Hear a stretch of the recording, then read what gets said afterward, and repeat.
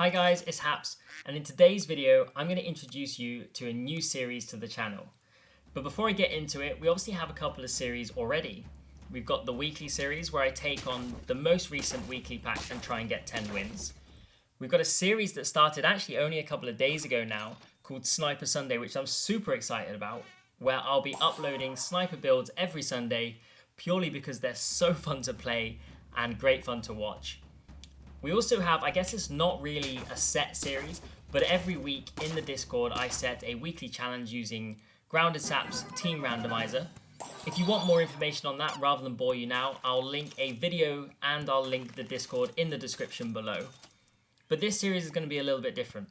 This series is going to take me away from the Turtle Pack and Puppy Pack, and it's going to throw me into Custom Pack. And that's because it's going to be called the Challenge Me series. And this is where I'm going to need help from all of you guys.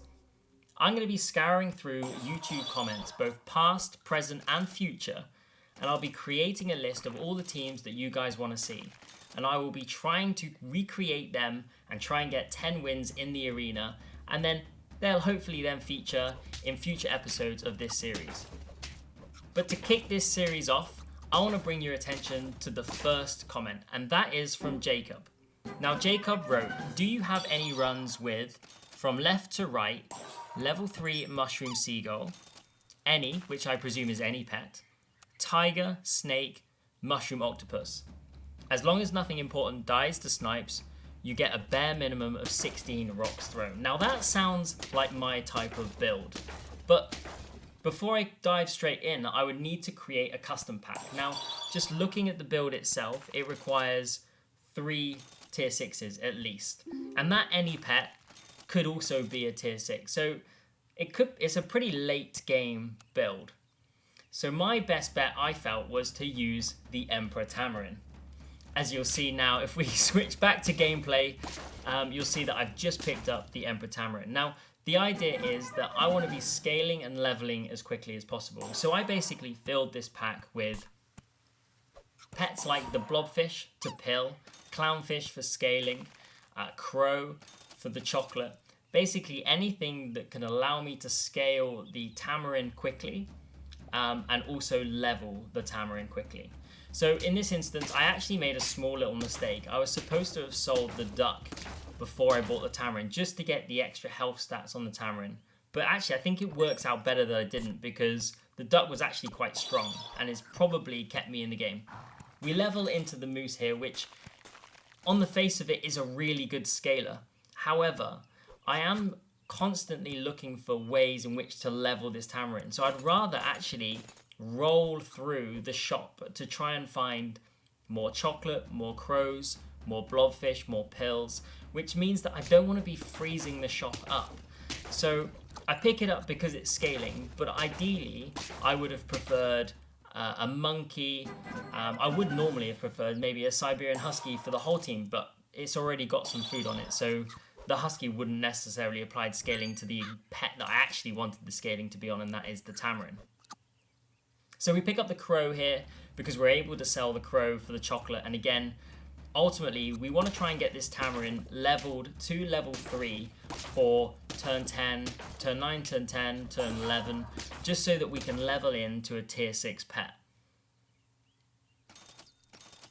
So we're rolling through here, we find a monkey.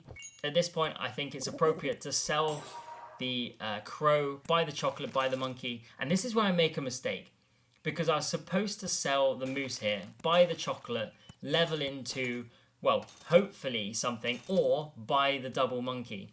But instead, for some reason, I decided to keep the moose, and then I hit end turn and don't even reposition the moose. So to be honest, this is not one of my greatest plays. And I was actually going through this run thinking, I hope I don't do this build this time, because I'm going to have to show YouTube this run.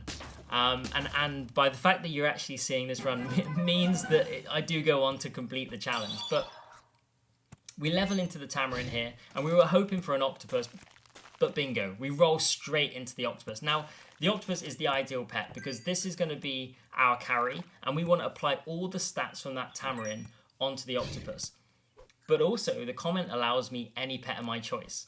So I decide to use the white tiger, because the white tiger is going to allow me to level up the pets behind, the octopus, the snake, the tiger, much quicker than having to roll through. Or so I thought anyway. So I picked up the white tiger, and just look at these snipes. Isn't Octopus just so fun to play with? And it's just even better when you have the tiger behind it. So I pick up a tiger because I'm not 100% sure I'm going to be able to level this white tiger. So I'm still just thinking I'd rather be safe, and I'll level the tiger with whatever tigers come up in the shop. And as you saw there was multiple octopus, or the plural of octopus, octopi maybe. There was multiple octopi in the shop, but because I've got that white tiger, I don't need it. And just look at the snipes. It's just so satisfying to watch. Okay, so we're rolling through here. We're ultimately looking for, okay, we pick up the seagull. We're ultimately looking for just pieces for this team. So we find the seagull, we pick up the snake. So we've now got all the pets. We've got the basic formation of this squad. Seagull, tiger, snake, octopus, and then the any. And I've chosen the white tiger to be the any. We find another mushroom, and the mushroom will go onto the seagull. Now, before I explain what this build is, just watch how satisfying this round is. Just watching those snipes, it's just great fun to see. So the basic premise of this build is that the octopus ability will trigger as soon as it faces the opponents. It will then attack, and the snake will then trigger. If it then dies, it will respawn because of the mushroom. The seagull will then apply another mushroom to the octopus. It will then trigger its ability. It will then attack. The snake will then trigger its ability. And you just roll through that cycle. So hopefully we'll get an example of it here. As you saw then, the seagull did get sniped, and that's one of the hazards, and Jacob did refer to that in the comment. If the seagull gets sniped first, then unfortunately it can't apply the mushroom. And again, so in this example here, we've lost the mushroom on the seagull. So when the octopus faints here, it doesn't respawn. It doesn't get that additional mushroom. So that is one of the problems that you have with this build. And because of the way I went about it, basically force feeding Tamarin levels and scaling, I then applied all of that to the octopus. So look at the stats of the rest of the team. You've got 9-8, 10-9, 5-4. Like the rest of the team is so weak. So if we come up against a sniping team, we are in trouble. But you'll see here, so the octopus faints, respawns, gets a mushroom. Faints, respawns, gets a mushroom. Those snipes are so fun to watch. And that was a perfect example of what this build does. So the engine is there, the seagull and the octopus interaction. So as long as we don't come up against snipers, we should get this run.